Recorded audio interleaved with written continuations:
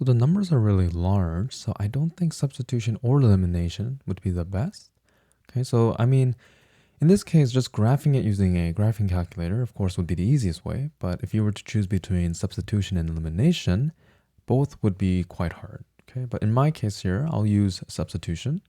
And for this one, right, if I move the 55y over the negative 55y, I get positive 55y plus 81, dividing both sides by 64, right? I can substitute this in to the first equation here. Okay, so let's do that.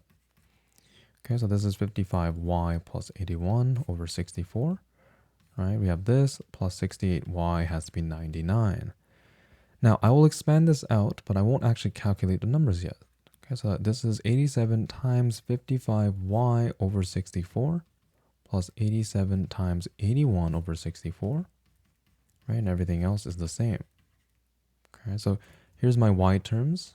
So we can group those together and we'll move this to the other side, okay?